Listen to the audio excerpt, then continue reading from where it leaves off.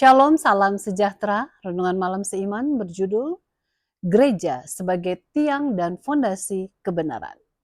Jadi jika aku terlambat, sudahlah engkau tahu bagaimana orang harus hidup sebagai keluarga Allah, yakni jemaat dari Allah yang hidup, tiang penopang dan dasar kebenaran.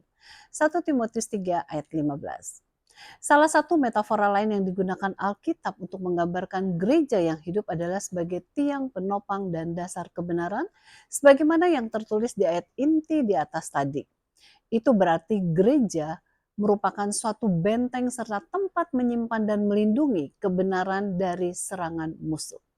Bagaimanapun, kebenaran itu selamanya dinamis, tidak statis.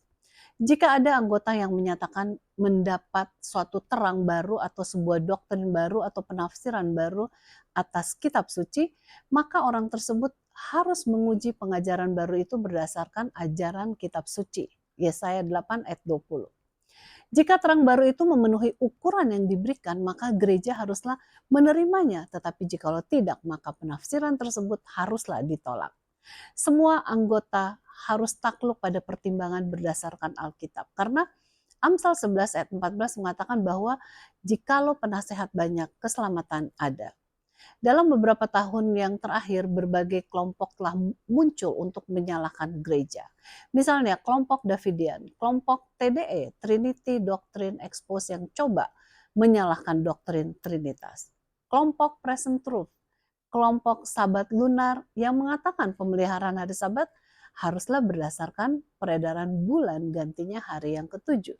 Dan beberapa kelompok lainnya yang mengatakan perlunya mengadakan reformasi di dalam tubuh gereja.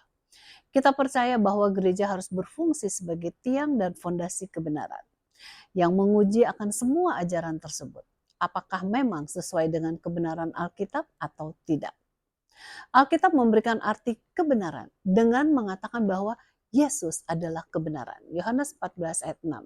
Firman Tuhan adalah kebenaran. Yohanes 17 ayat 17.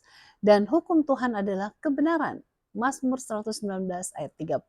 Sebab itu setiap kelompok yang mengatakan terang yang baru harus diuji apakah ajarannya sesuai dengan ajaran Yesus atau sesuai dengan firman Allah atau sesuai dengan hukum Allah yang semuanya terdapat di dalam Alkitab. Gereja yang digambarkan sebagai tiang dan fondasi kebenaran telah menolak berbagai ajaran yang mengaku memiliki terang tersebut. Sebab hanya kelihatan seperti memiliki kebenaran namun tidak sesuai dengan Alkitab secara keseluruhan.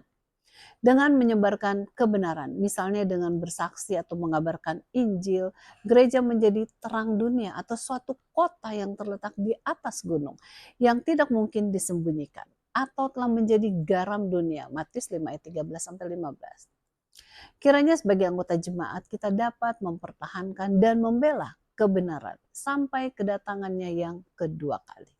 Tuhan Yesus memberkati.